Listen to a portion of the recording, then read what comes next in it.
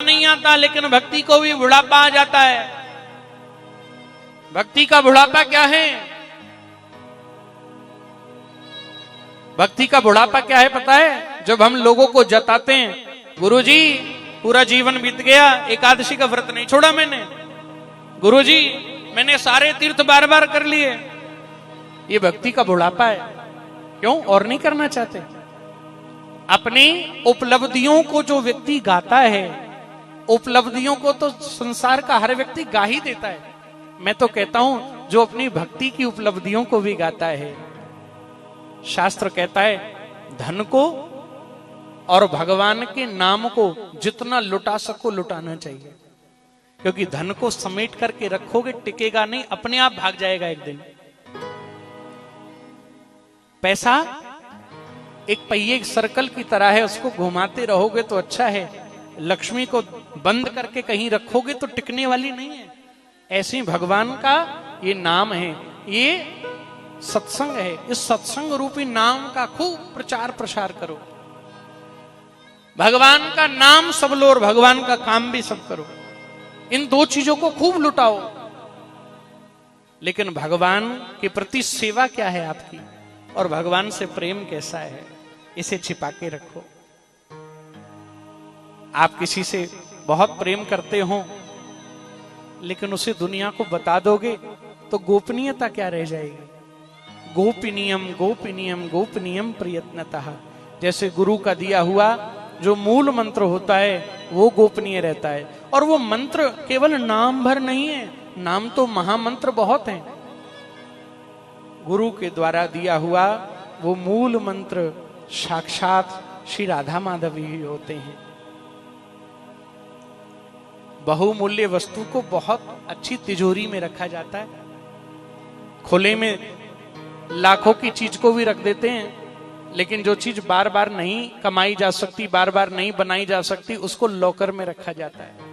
इसलिए आपका प्रेम गोविंद के प्रति कैसा है, आपका प्रेम अपने इष्ट के प्रति कैसा है, उसे अपने हृदय रूपी तिजोरी में बंद रखो।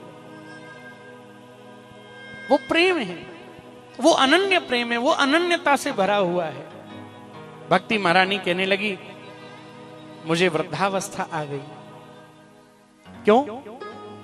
क्योंकि जब जब बाजार में वस्तुओं का चलन पुराना हो जाता है तो उनको अक्सर हम लोग गोडाउन में रख देते हैं। बोले मेरे संग में दोनों बालक हैं, ज्ञान और वैराग्य। कलयुग के आने के बाद ना कोई ज्ञान प्राप्त करना चाहता है और ना कोई वैराग्य का पथिक बनना चाहता है। किसी को ज्ञान देने जाओ तो वो 4 ज्ञान आपको ज्यादा दे देगा। किसी को उसके फायदे की बात बताने जाओ, बोले भैया तुझसे बढ़िया तो हमारे पास बातें। तो ज्ञान और वैराग्य 2 ऐसी वस्तुओं का चलन है संसार में जिसे कोई लेना नहीं चाहता, इसलिए उनको बुढ़ापे ने घेर लिया। जो व्यक्ति व्यापार करते होंगे, नया ट्रेंड आ गया, नई चीज आ गई बाजार में, तो पुरानी वस्तु जो अब तक खूब बिक रही थी, लेकिन अचानक क्या हुआ, नई वस्तु के आने से उसे कोई खरीदता नहीं, पीछे रख दी जाती है। कोई कोई आएगा, जैसे एक घुट्टी होती है ना बालकों को पिलाने वाली, चाहे कितना भी समय बीत जाए वो जरूर लाते हैं।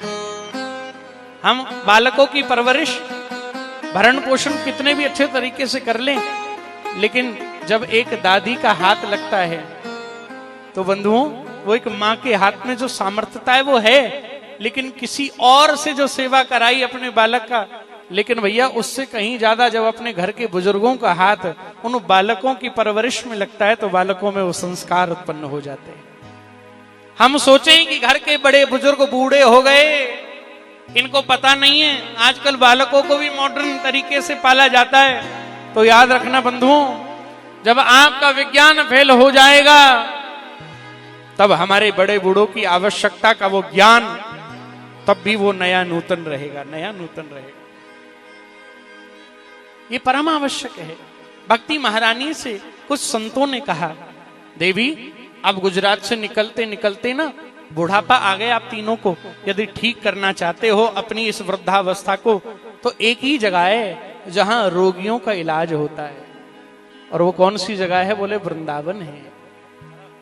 ये वृंदावन है। और उसी बरसाने में वृंदावन के उस निज वृंदावन में जाओ और यमुना का किनारा मिलेगा, बरसाना मिलेगा, गिरी गोवर्धन मिलेगा, नंदगांव मिलेगा। वहां जाकर के ब्रज रसिकों की चरण धूलि को माथे से लगा लेना, ब्रज रज में जाकर के गोवर्धन की परिक्रमा दे लेना, दंडवती दे देना, दूध की धार की परिक्रमा लगा देना, जाकर के श्री जी के दर्शन कर लेना। और क्या होगा? और एक ही चीज होगी, बोले फिर तुम्हारा ब्रज से कभी दूर जाने का मन नहीं करेगा।